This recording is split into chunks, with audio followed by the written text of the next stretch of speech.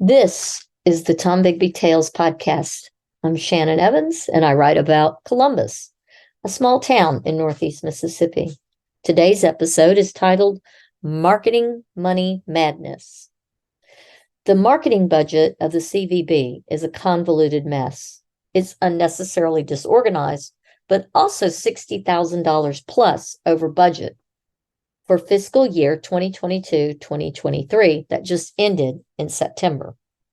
It is clear to me why their marketing messages are so mixed up, because they muddled the marketing by using so many marketing organizations. For example, at least 2 branding companies were used, presumably to formulate the CVB brand. Why? The branding was done recently, as in, I believe, 2 years ago, and was revised across all marketing materials, the double-decker buses, signs, etc.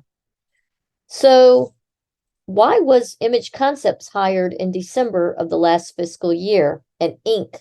hired to the tune of $21,250 also? I believe Image Concepts did cups and swag bags. However, it's not clear, as their coding on the ledger is building, while Inc. is marketing. But wait, there's more. Because business-to-business branding geniuses Kenilworth Media, Inc. from Ontario, Canada, of all places, was also used. 2 checks were sent there for a total of $3,900, and only 1 check has an invoice number coded and is noted as marketing. Marketing what, I wonder? The next big marketing bill is to destination marketing company Madden Media. They're from Tucson, Arizona. 2 invoices were paid to them on 6/23/2023, each for $3,352. 2 weeks later, a 3rd check is sent to them, again for $3,352.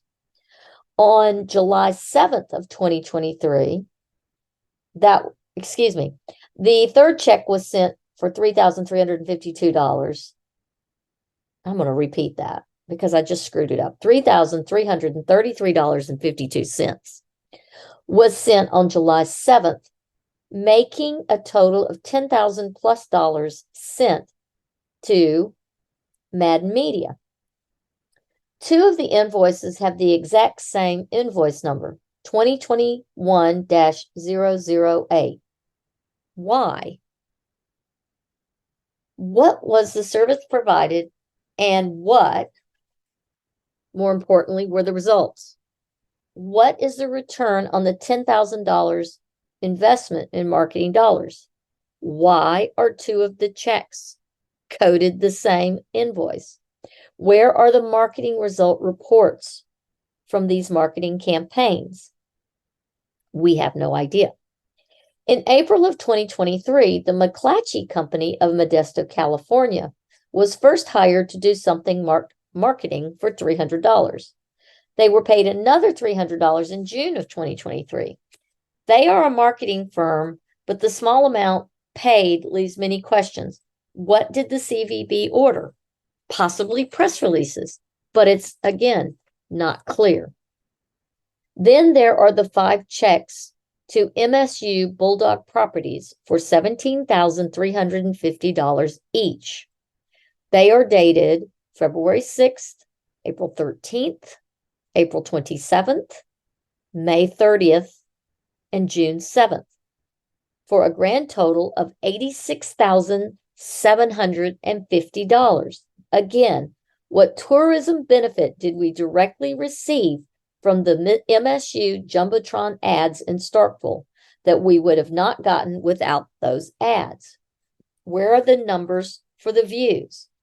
What were the conversions? Other than the Mississippi State perks Carpenter got related to football games, what benefit did Columbus receive as a result of that sizable investment? In December of 2022, the CVB hired Naylor LLC for something related to marketing for $2,809.50. Naylor is an association advertising and exhibit sales agency. Another $2,169.50 was sent to Naylor in March of 2023. Was the CVB footing the bill for the ads for one of the many boards that Carpenter sits on? Someone definitely needs to look at checks 5120 and 5266 and the associated invoices for that marketing boondoggle.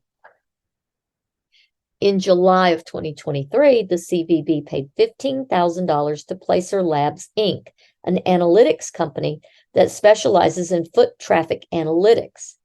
Interesting. We have not had any real tourism foot traffic to analyze since 2013. What events would they analyze that warrant a $15,000 investment when none of our current tourist events sponsored by the CVB even bring in $15,000 in profit? Who does that? It is yet another example of Carpenter who has no idea what she's doing. In January of 2023, Power Play Marketing out of Las Vegas, Nevada, was first engaged for $4,000 with no indicated invoice in the ledger. 3 more checks were then written to Power Play on April 27th for $4,500, on July 7th for $4,000, and then a final check on July 11th was cut for $3,500. What did that buy? Power Play specializes in game day programs. I am betting that she bought ads on MSU programs. What would be your guess at this point?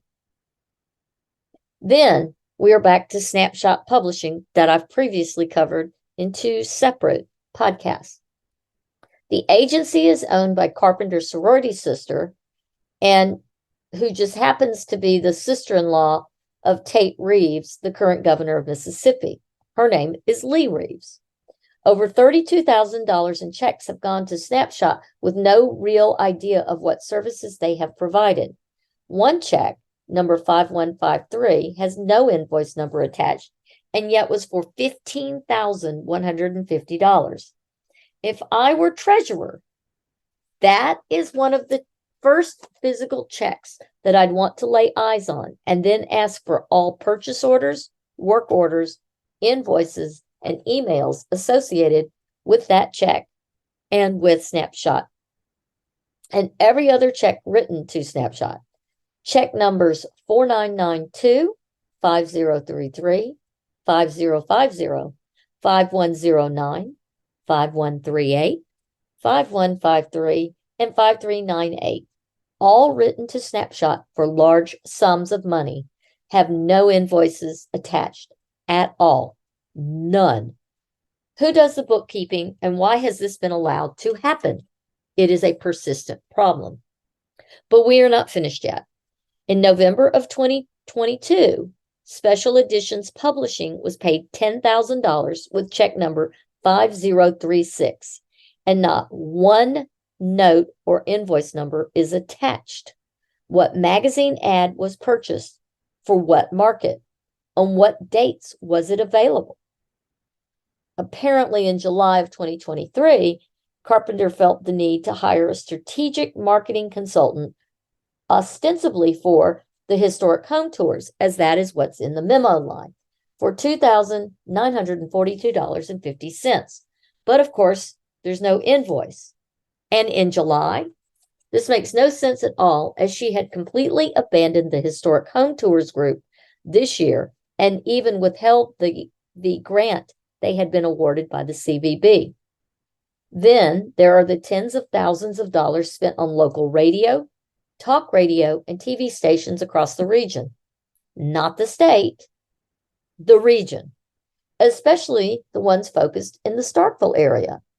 And of course, the $4,000 paid to the Lamar Company for a Lowndes County billboard for Visit Columbus. I think it's clear where our $300,000 of the CVB budget went for marketing. If it all really went where the ledger is annotated that it went. But with no invoices, it's a big if. What is also clear is we have nothing to show for this investment of the hard-earned tax dollars of Columbus residents. Where are the market reports?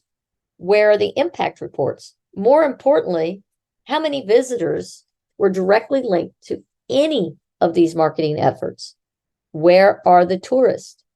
If there is no data, why? Why does the CVB board continue to keep Carpenter as the director? Clearly, she has no idea what she's supposed to be doing, or that using so many marketing agencies is creating a messy, mixed marketing message. No wonder we have no tourists. They have no idea why or when to visit. One need only look at the broken and dated looking website and the abandoned Facebook page of the CVB to assume nothing is happening or worth seeing in Columbus. We can do better than this. This isn't rocket science, but clearly for Carpenter it is. Fire her and hire someone who has a tourism background with a successful, measurable track record in reviving a CVB that is currently DOA.